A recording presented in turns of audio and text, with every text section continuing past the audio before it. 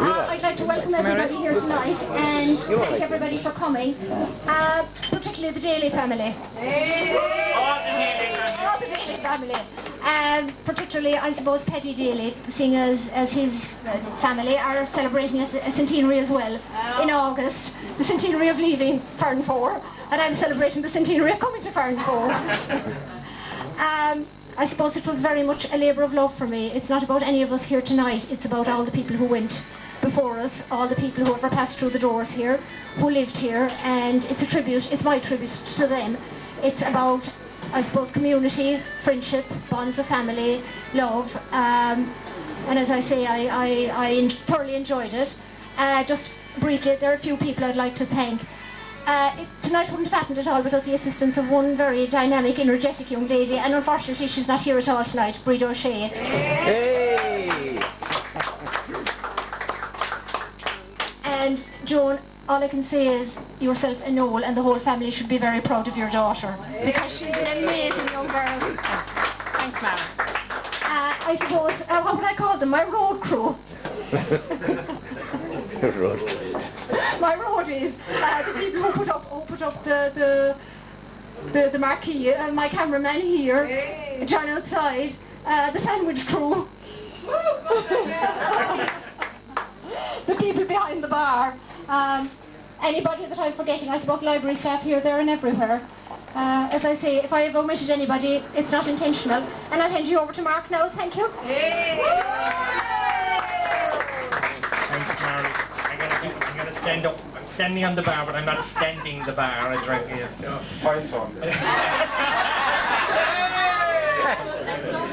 Not just yet, lads. Not just yet.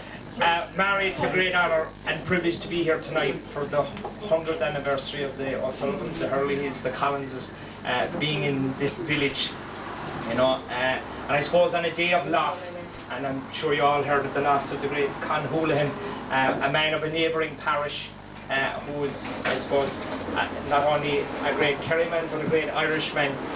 You know, I suppose we should remember him not with a prayer or with silence, but with a story, because he was a great storyteller. And my father, who's there, once upon a time was the captain of the Abbeyfield rugby team. And they were playing Castle Island, over in Castle Island. And Con Houlihan was the referee. And Con, as you know, would referee matches in his bare feet. But of course, being from Castle Island, all the decisions were going with Castle Island. And my father's patience got very thin. And there was yet another decision for Castle Island, and my father couldn't understand what the penalty was going against Abbeyfield for. And he said, Con, what's that about? And he said, as Con would, bad play by both teams, hometown decision. May he rest in peace. I suppose this is an extraordinary exhibition. It's a great story of family and generations long gone before us who truly did extraordinary things. It really is a story of people's lives, about what they did and the extraordinary times they lived through. What you're looking at, and I suppose when you see the exhibition, you're talking about the turnpike, and then they talk about Bianconi and his coaches, and then the railway. You see maps out there where they have the proposed railway line, not the railway line itself. And then you have the news article about the day the airport opened. It just shows you how important Farranfore has been and still remains today in terms of Kerry. This crossroads is the linchpin of Kerry. Make no mistake about it.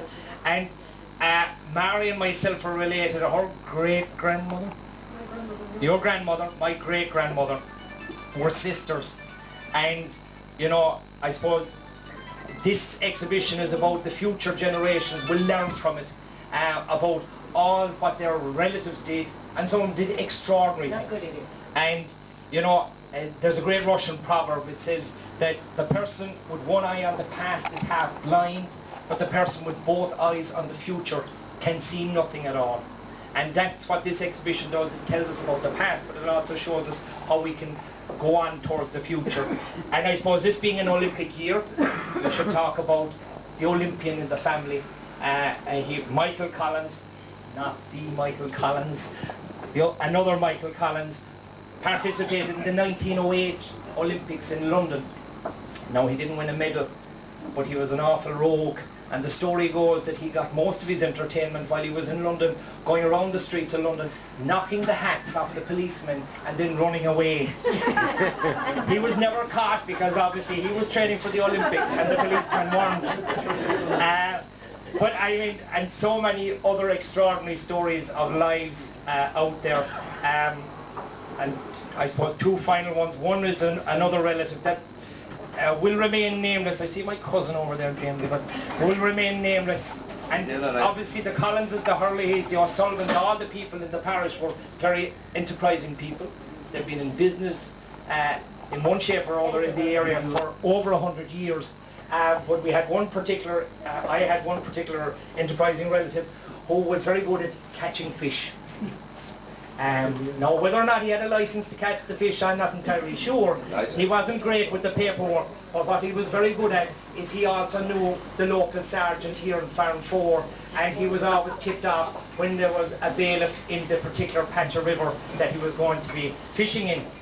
And he was also using the old railway network, of course, so when the fish had to go up to Dublin, they were put on the train, sent to Dublin, and thus enterprise kept coming to Kerry.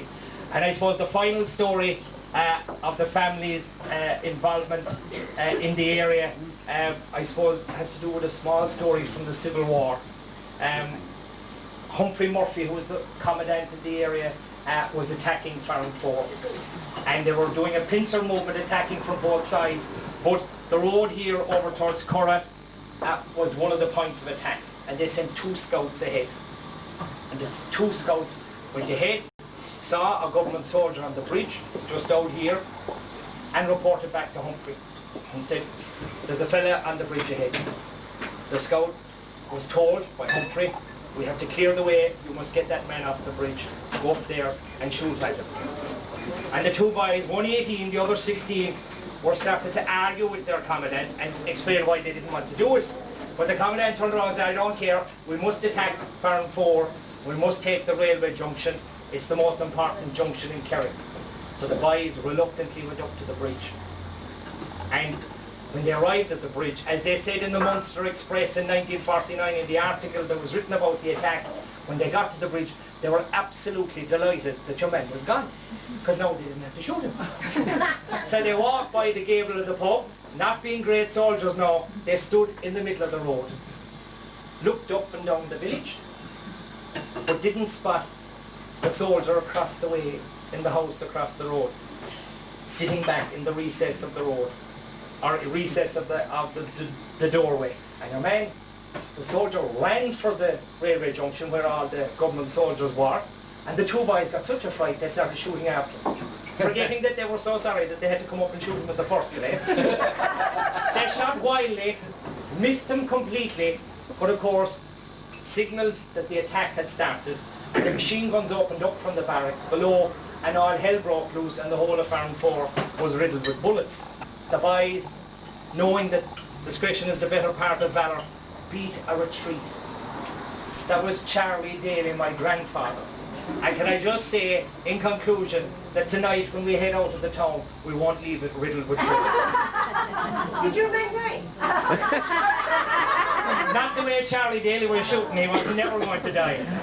Folks, I think Marie deserves a big round of applause for all that she has done. The history that she has put together, the story about if we're not connected by blood, we're connected to helping each other through the years, whether in the pub or the shop or in the fields around the place. Every neighbour helped each other. That's the way it was before, it'll be the way it will be into the future, and that exhibition outside is a record of all the achievements, not only of the Herlihy family and the Collins family and the O Sullivan family and the Dollies and the Dalys, but everybody in the Farranfore area, and I think she deserves a big round of applause for it. Thanks very much, and I promise there'll be no riddling the village with bullets tonight. God bless. Mark, stand there with Marie just a minute, please. Marie? I told you there'd be no guns, but if someone gets hit with their car, don't go that way.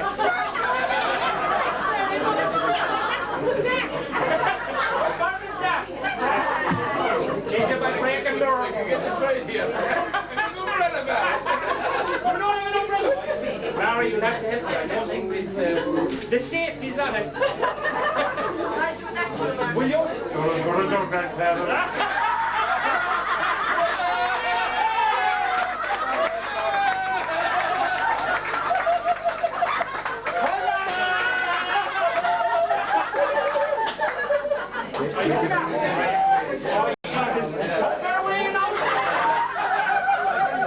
As good as who?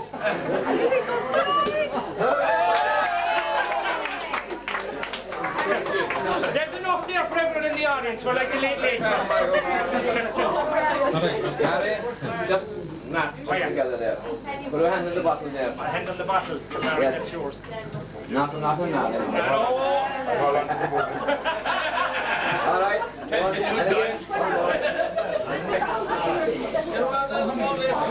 Well, it's the birthday of the 100 years of the pub is here, so we'd like just to join in with me and